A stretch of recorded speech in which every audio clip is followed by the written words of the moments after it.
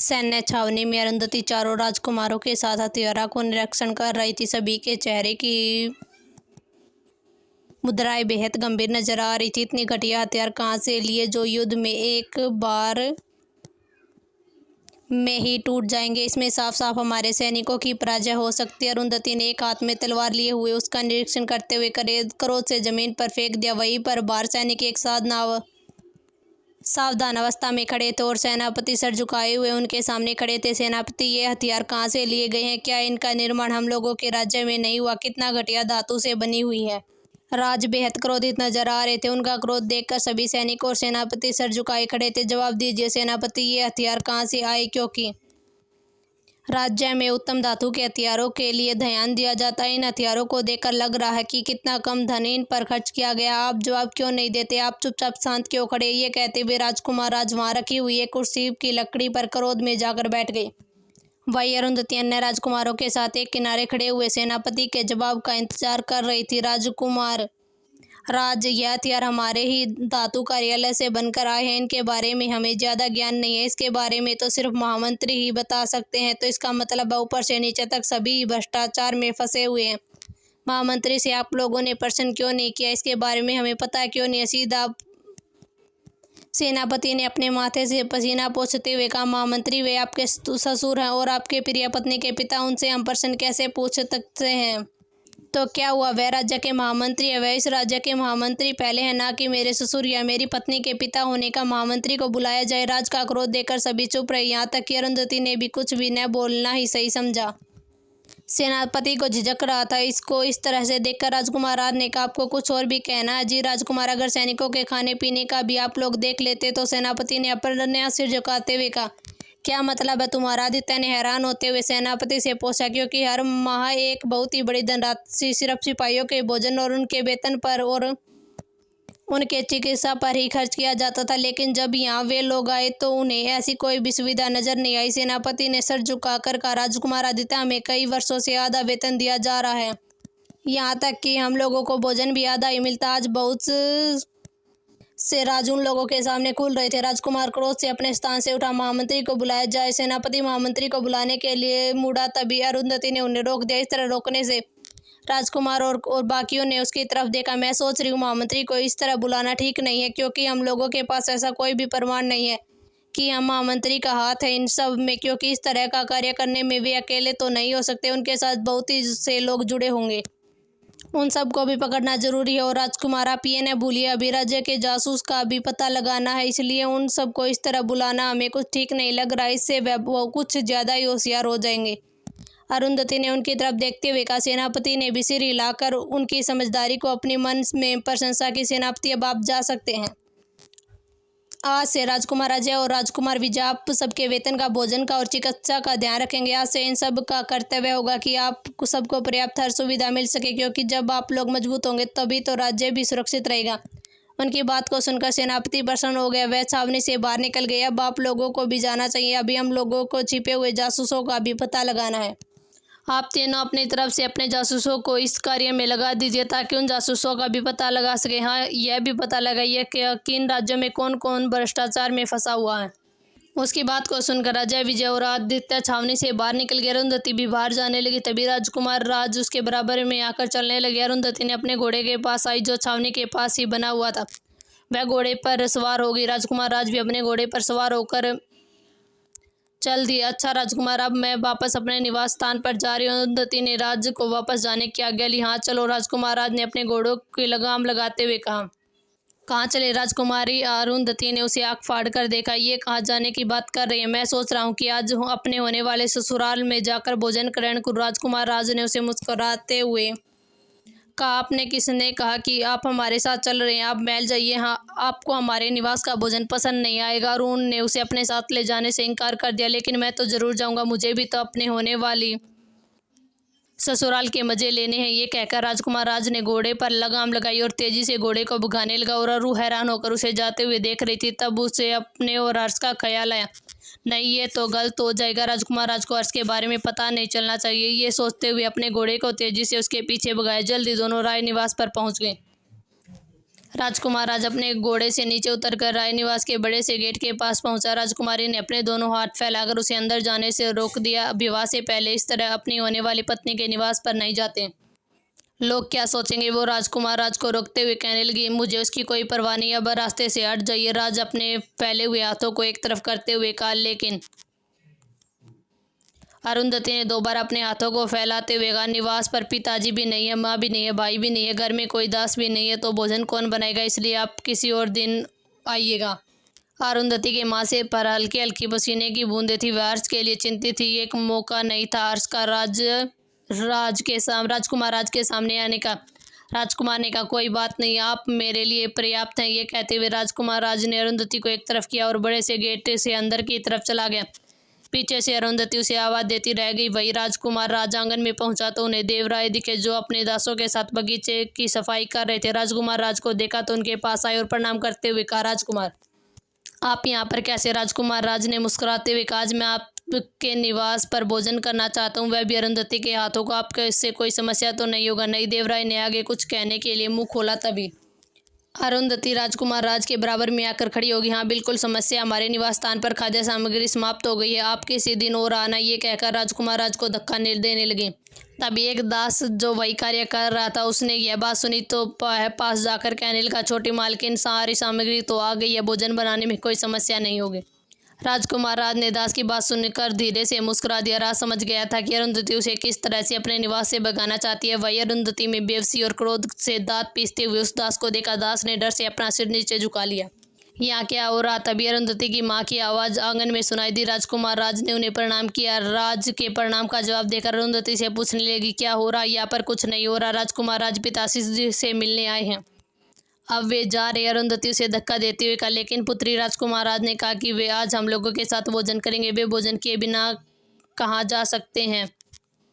देवरानी ने मासूम बच्चों की तरह कहा। उसकी बात को सुनकर अरुंधति की माँ अरुंधति ने दोनों ही अपने पति पिता को एक साथ घूर कर देखा। उन दोनों को अपनी तरफ घूरता देखते तो उसके पिता घबरा गए। तो चलिए फिर राजकुमारी अरुंधति, हम आपके ही हाथों का भोजन करेंगे। ये कहते हुए राजकुमार राज अपने दोनों हाथ पीछे बांधे हुए बड़े से हॉल की तरफ चल दिए। देवराय के साथ चल पड़े। वही अरुंधति ने अपने सर पर हाथ मार लिया। एक गुप्त कमरे में एक बड़ी सी लकड़ी की मेज और उसी के चारों तरफ लकड़ी की कुर्सियां बिछी हुई थी। इन सभी कुर्सियों पर काले कपड़े पहने हुए लोग चिंता में बैठे हुए थे। वहीं पर एक बीच में बड़ी सी कुर्सी पर वहां पर रखी हुई थी, जिस पर एक लंबा चौड़ा इंसान चेहरे पर कपड़ा लगाए हुए गुस्से से क्रोध से देख रहा था। ये सब तुम लोगों का ही असावधानी का नतीजा है। दो राजकुमार राज छावनी में निरीक्षण करने के लिए गए। तुम लोगों का लालच इतना बढ़ गया है कि ज़्यादा से ज़्यादा माल खाने के चक्कर में पड़ गए, और थोड़ा से ही तुम लोगों को माल खाना चाहिए था। यही तो हम लोगों को चिंता की बात करें, हमें तो बिल्कुल डर लग रहा है। महामंत्री जी, अगर राजकुमार और राजा को हम लोगों के बारे में पता चल गया। उनमें से एक आदमी डरे हुए शब्दों से महामंत्री से कहा। महामंत्री ने अपने चेहरे पर लगाया हुआ काला कपड़ा हटा दिया। इस तरह डरने से कुछ नहीं होगा, इसलिए आप सब अपने विभाग पर ध्यान रखिए। महामंत्री अपने स्थान से उठकर इधर उधर टहलने लगे। वही वाकई आने वाली अनजान मुसीबत से डर रहे थे। आपने क्या बताया वहाँ पर राजकुमार राज के साथ और कौन कौन था? तभी महामंत्री पास में खड़े हुए एक व्यक्ति से पूछा।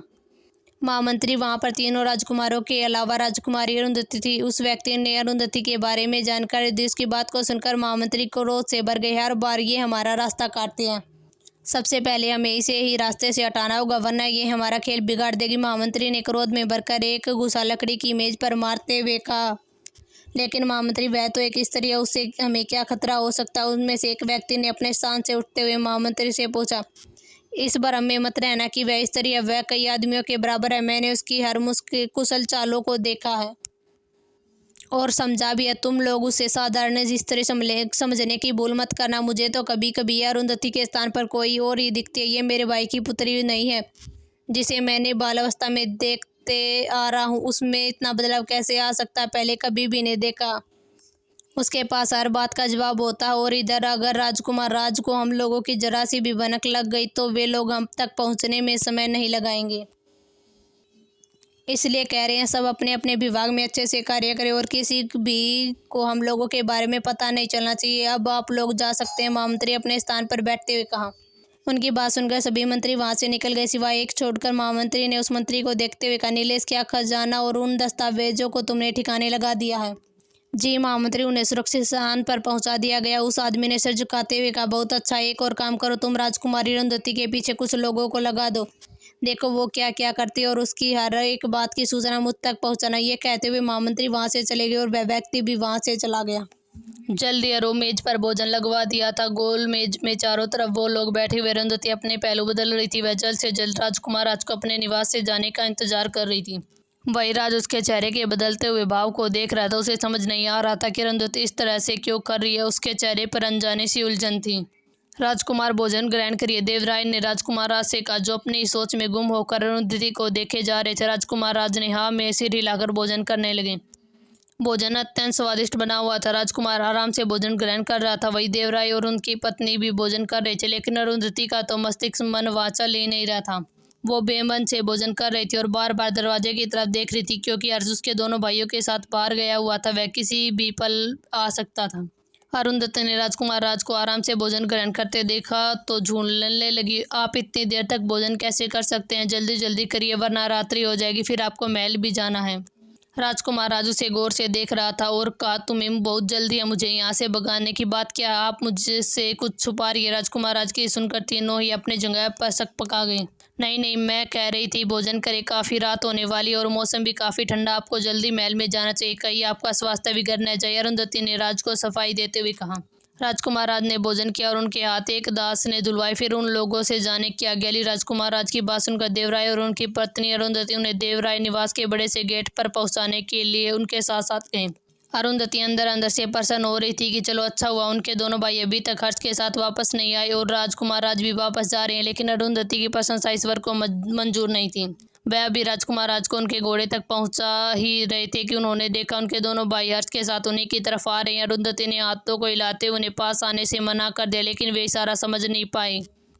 ये अरु क्या कहना चाह रही है, हमें कुछ भी समझ नहीं आ रहा, उसके दोनों भाइयों पास आते हुए कहा। राज ने मुड़कर उन तीनों को देखा, जो तीनों एक दूसरे में उलझे हुए थे। तभी दोनों भाइयों का चेहरे के रंग उड़ गया जब राजकुमार राज को वहां पर देखा। अब वे पछता रहे थे, क्यों उन्होंने अरुंधति के इशारे को नहीं समझ पाया। हर्ष सोम की ही गोद में था और अपनी माँ को देखकर सोम की गोद में मचल रहा था, ताकि वह किसी तरह अपनी माँ की गोद में पहुँच गए।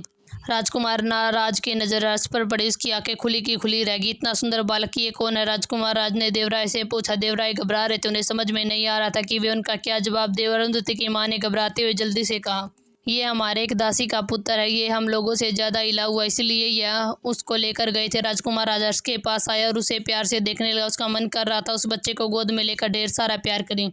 उसे वह अपना सा लग रहा था, इतना सुंदर बच्चा जो उसका ही हो सकता है। ये क्या सोच रहा हूँ? राजकुमार अपने मन में बात को नकार रहा था। राजकुमार, आपको देर रही हो रही है, आपको जाना चाहिए, अरुंधति ने दोनों हाथों को मसलते हुए कहा। लेकिन राजकुमार तो हर्ष में ही खोया हुआ था, उसने अनजाने में ही अपने हाथ हर्ष की तरफ बढ़ा दिया। अरुंधति और सभी प्रार्थना कर रहे थे कि हर्ष राजकुमार राज की गोद में न जाए, लेकिन उन सब की योजना गलत साबित हो गई। हर्ष ने जैसे ही राजकुमार राज को देखा, वो तो अपनी बाहों फैला दी। राजकुमार राज उसे अपनी गोदी में ले लिया। हर्ष की गोद में लेते ही राजकुमार राज को अंदर एक सुखद अनुभूति हो रही थी, जैसे यह बच्चा उसका ही हो। उसने अनजाने में हर्ष को अपने सीने से लगा लिया। अरुंधति का भाई जल्दी से आगे बढ़ा और उसने उसे अपनी गोद में ले लिया। काफ़ी समय बीत चुका था, उसे अपनी माँ की याद आ रही थी। मैं इसको इसकी माँ को देकर आता हूँ। सोमी इस तरह से हर्ष को गोद में वापस लेकर राजकुमार राज को पसंद नहीं आया। न चाहते हुए भी राजकुमार हर्ष ने सोम के गोद में बच्चे को दे दिया। अरुंधति ने जल्दी से अपने भाई को इशारा किया कि हर्ष को लेकर अंदर चला जाए, लेकिन शायद आज उसकी किस्मत ही खराब थी। हर्ष ने रोना शुरू कर दिया और अरुंधति की तरफ हाथ बढ़ाकर कहा, माँ। माँ के शब्दों से राजकुमार ने घूर कर अरुंधति को देखा और ये बालक उसे माँ क्यों कह रहा था? अरुंधति को समझ में नहीं आ रहा था उस प्रश्न का क्या जवाब दे। भाई बाकी उसके भाई माँ बाप भी उलझन में और डरे हुए अपने स्थान पर खड़े थे। वही राजकुमार राज के मन में एक शक का बीज हो गया था। अरुंधति ने कहा, यह बच्चा इतना प्यारा, सभी से हिल जाता और सभी को माँ कहता। माँ नहीं आई। हर्ष ने अपने हाथ फैलाकर अरुंधति के ऊपर कूद गया। अरुंधति ने गिरने के डर से जल्दी से उसे अपनी गोद में लेकर सीने से लगा लिया। लगता है राजकुमारी अरु को बच्चे बहुत ही ज़्यादा पसंद है, तभी दासी के पुत्र को अपने आप को माँ कहने दे रहा। राजकुमार राज ने तंज कसते हुए अरुंधति से कहा, हाँ बिल्कुल सही कह रहे हैं आप, ये दासी का पुत्र है जो मुझसे बहुत ही ज़्यादा हिला हुआ। अरुंधति के हाथ की हथेलियाँ पसीने से भीग चुकी थी। वे अंदर ही अंदर मन से प्रार्थना कर रही थी कि राजकुमार राज जल्द से जल्द यहाँ से चले जाए। वही हर्ष ने अपने दोनों हाथ उसके गले में डालकर कंधे पर सर रखकर सपनों की दुनिया में चला गया था। राजकुमार राज ने अरुंधति को देखा। उसके मन में एक विचित्र विचार आया कि काश वह उसका पुत्र होता और इसी तरह राजकुमारी को अरुंधति को अपनी बाहों में भरता और सरू की बाहों में होता। एक प्यारा सा परिवार होता। हर्ष बालक कितना सुंदर है, किसी राजकुमार की तरह मुझे अपना सा क्यों लग रहा। राजकुमार राज अपने ही विचारों में खो गए थे।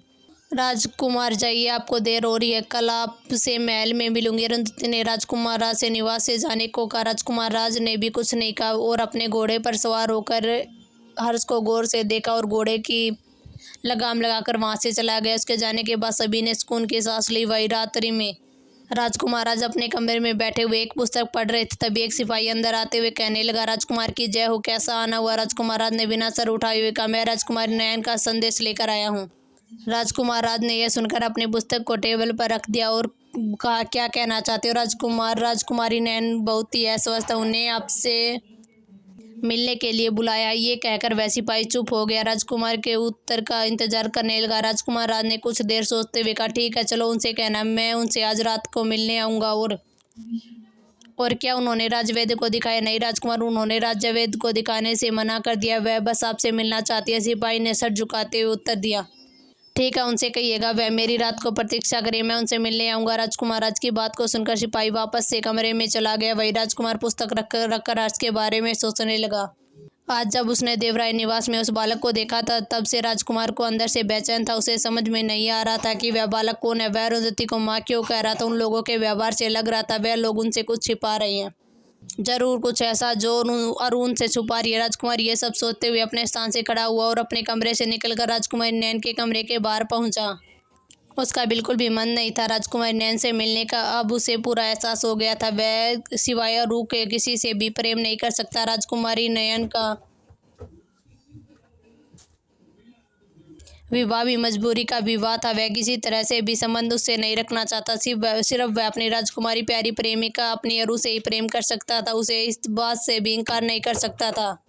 राजकुमारी नैन भी उसकी पत्नी। उसने ठंडी सांस भरी और अपने कमरे का दरवाजा खोलकर अंदर चला गया। देखा कि कमरे में हल्की सी रोशनी है। दो दासियां सर झुकाई हुए किनारे खड़ी थी। राजकुमार राज ने पास में खड़ी हुई दासी से पूछा, राजकुमारी का स्वास्थ्य कैसा। दासी कुछ जवाब दे पाती उससे पहले राजकुमारी राज दो बहुत ही सजी धजी थी। 16 श्रृंगार किए हुए सुगंध से महकती हुई राजकुमार को आते हुए दिखाई दी। राजकुमारी नैन बेहद सुंदर दिख रही थी। उनकी सुंदरता का प्रभाव राजकुमार राज पर बिल्कुल भी नहीं पड़ा, क्योंकि उनकी प्रियतमा उससे कई गुना सुंदर और प्यारी थी। राजकुमार, आपका स्वास्थ्य बिगड़ा हुआ था और आप इस तरह क्यों हैं। राजकुमार ने सजी सवरी राजकुमारी को देखते हुए कहा। राजकुमारी में एक अदा से मेज के पास रखी हुई कुर्सी पर बैठ के जहाँ पर तरह तरह का खाना लगा हुआ था। राजकुमार राज से, क्या करती आपको तो या रानी माँ के कहने के बावजूद भी आपने यहाँ आना बिल्कुल भी बंद कर दिया। मुझे इसके सिवा कोई भी बहाना नहीं मिला, कृपया करके मुझे क्षमा करें। राजकुमार राज ने एक ठंडी सांस भरी और मेज के पास रखी हुई कुर्सी पर बैठते हुए कहा, क्षमा मुझे मांगने चाहिए कि आप भी मेरी पत्नी हैं। शायद मैं पत्नी धर्म को पूरा भी नहीं निभा पा रहा हूँ। आपको क्षमा मांगने की जरूरत नहीं है। राजकुमारी ने उसके हाथों पर अपने हाथ रखते हुए कहा। राजकुमार राज ने धीरे से उससे हाथ खींच लिया। चलिए भोजन करें वरना यह ठंडा हो जाएगा। राजकुमार राज ने मुस्कुराते हुए राजकुमारी नयन को इशारे किया। दोनों भोजन करने लगे। पास में ही उसकी मुख्य दासी खड़ी थी। उसने अपनी दासी को कुछ इशारे किया। दासी उसका इशारा समझ गई और कुछ ही देर में एक पात्र लेकर उनके पास आई। नयन एक मनमोहन चाल में चलती हुई राजकुमार राज के पास पहुंची। राजकुमार राज के पात्र में मदिरा डालने लगी। राजकुमार, मुझे पता आप इन दोनों राज्यों के कार्य में व्यस्त हैं, इसलिए एक खास मदिरा मैंने मंगवाई है जो आपकी थकान को दूर कर देगी। कृपया इसके पी के बताइए इनका स्वाद कैसा है। राजकुमार राज ने मुस्कुराते हुए उस पात्र को उठाया और अपने होठों से लगा लिया। सच में इस मदिरा का स्वाद बहुत ही बढ़िया है, यह बहुत ही अच्छा। राजकुमार राज ने उस मदिरा का दूसरा पात्र देने का इशारा किया। राजकुमारी नयन की आंखें चमक उठी। उसने राजकुमार राज को दूसरा पात्र दिया। धीरे धीरे उसने राजकुमार को मधुरा में कई पात्र पिला दिए। राजकुमार राज को नशे की अवस्था में आने लगा। राजकुमार अपने जगह से उठा और राजकुमार नयन से कहने लगा, अब मुझे आज्ञा दे, मुझे बहुत ही ज्यादा मदिरा चढ़ गई है। राजकुमारी की आंखों में चमक आ गई। उसने राजकुमार राज को संभालते हुए बिस्तर की तरफ ले जाने लगी और वहां पर लिटा दिया।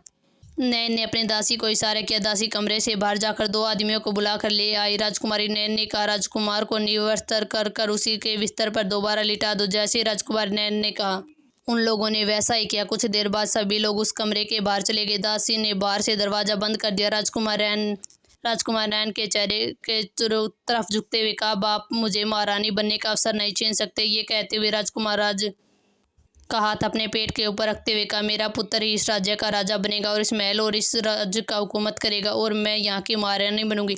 जब आप कल प्रातः उठेंगे तो आपको कुछ याद नहीं होगा। ये कहकर राजकुमारी अपने स्थान से खड़ी हुई और राजकुमार राज के बगल में लौट गई। इधर अरुंधति अपने कमरे में आकर सुकून की सांस ले रही थी। तभी उसे अपनी माँ का ख्याल आया। उसने अपने कपड़े बदले और अंगूठी के सामने करते हुए कहने लगी, मॉडल वर्ल्ड। इतना कहते ही छल्ला बनना शुरू हो गया और उसे महल का एक शांत सुनसान स्थान दिखाई देने लगा। अरुंधति उस छल्ले के अंदर गई। उसने घुसते ही पीछे का छल्ला गायब हो गया। उसने चारों तरफ देखा। 4 साल की थी जब वह इस महल से उस कमांडो के महल में भेजा गया था, इसलिए उसे इस महल के बारे में ज़्यादा नहीं पता था। सिर्फ कुछ धुंधली तस्वीरें थी। वह कन्फ्यूजन से इस महल के पीछे के सुनसान हिस्से में खड़ी हुई सोच रही थी कि वह अंदर की तरफ कैसे जाए, क्योंकि महल के चारों तरफ सख्त पहरा था। राजकुमारी अरुंधति महल को इधर उधर देखने लगी। तभी उसे एक तरफ की खिड़की खुली हुई नजर आई, जहाँ से उसे रोशनी आ रही थी। राजकुमारी अरुंधति ने आसपास देखा तो किनारे उसके महल के पानी का पाइप लगा हुआ था। उसने अपने हाथों को स्ट्रेट किया और हिम्मत करके उस पाइप के जरिए ऊपर चढ़ने लगी। उसने धीरे से खिड़की के पास जाकर वहाँ कैमरा बिल्कुल खाली था। वह उस कमरे में कूद गई। उसने देखा वो कमरा हाल महलों की तरह ही बहुत ही शानदार था। वह उस कमरे में इधर उधर घूमने लगी। उसने देखा कि एक बेड के किनारे पर कुछ तस्वीरें रखी हुई हैं। वह उन तस्वीरों के पास पहुंची। उसने देखा उसके पिता, भाई और उसकी माँ की तस्वीरें थी। वह तो उनमें कहीं थी ही नहीं। उसका दिल डूब गया। उसने एक ठंडी सांस ली और उस दीवार को वापस वहां पर रख दिया। उसने धीरे से दरवाज़ा खोला और इधर उधर देखने लगी। उसने देखा कि कॉरिडोर बिल्कुल खाली था, लेकिन वहाँ पर कैमरे लगे हुए थे। हमेशा की तरह जब भी वह कहीं भी जाती, वहाँ के कैमरे अपने आप ही बंद हो जाते।